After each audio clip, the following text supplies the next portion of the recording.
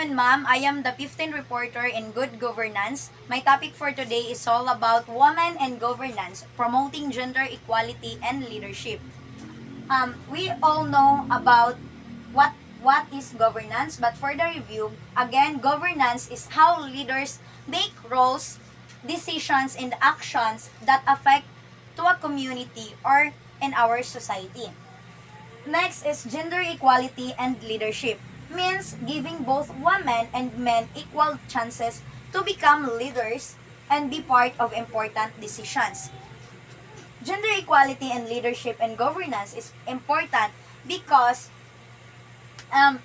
woman has they are when woman leads, they are in research, there are the possible chances that the government succeed if women and men have collaborated when it comes to leadership or when it comes in governance leadership. So we all know that for the past few years again and in the past centuries, we all know that only men has the right to govern or to have a crucial role when it comes to leadership because woman is they are only in the house to to take care of their husbands and children. But now in our generation, woman and men have have their both have the equal rights or chances to become leaders or to govern our governance. So, let's proceed. Why should women be involved in governance? First, equal rights.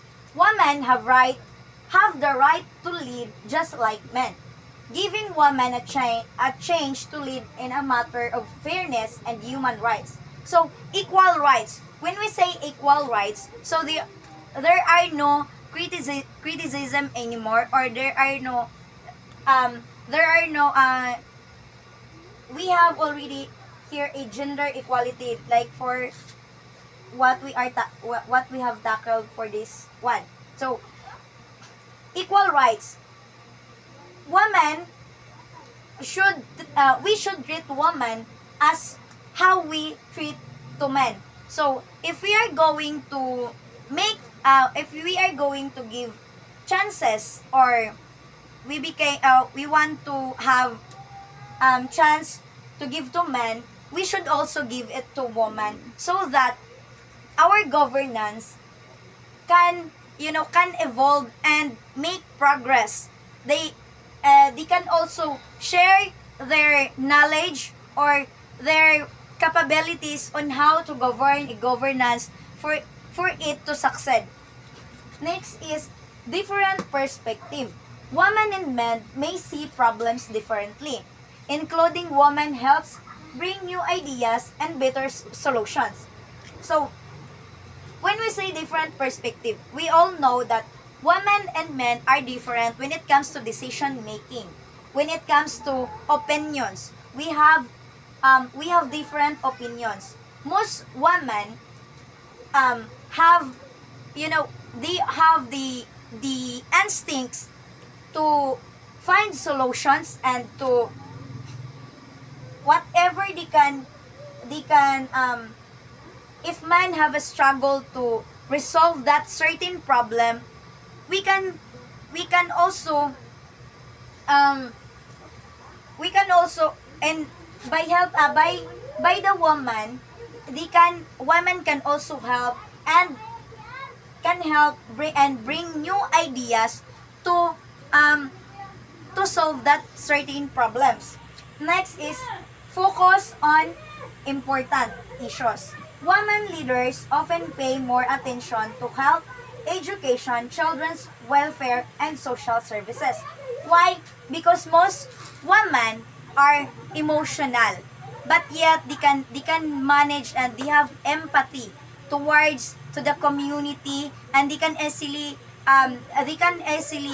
know what the community was needed.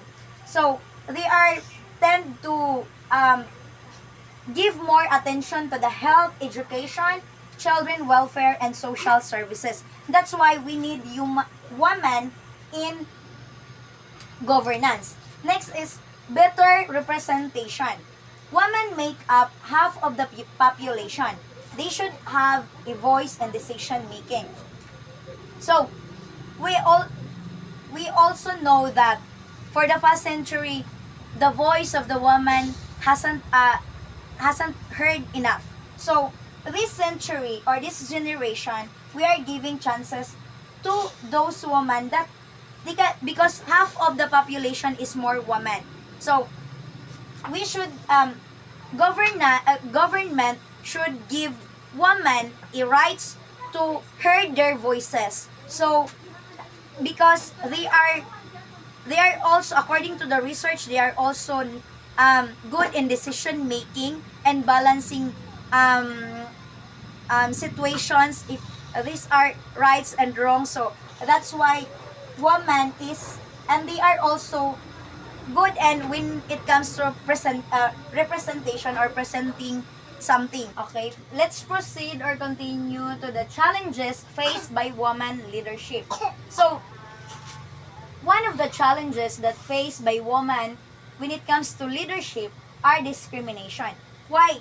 Because some of us thinks that even though our generations has evolved, but some of us thinks that women can't govern a certain community or institution because they usually think that women are weak and they are vulnerable and emotional. But woman is strong, and they can um, despite of being face and discrimination, they women tend to overcome it. So next challenges is lack of support. Why? Why lack of support is one of the challenges faced by women when it comes to leadership? Because most of us also, when it comes to leadership, people think that women can can still um can still govern a certain institution.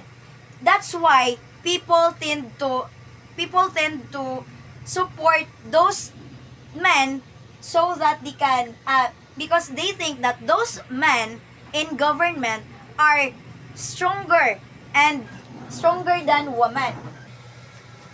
And next challenges faced by women is traditional belief. Why traditional belief?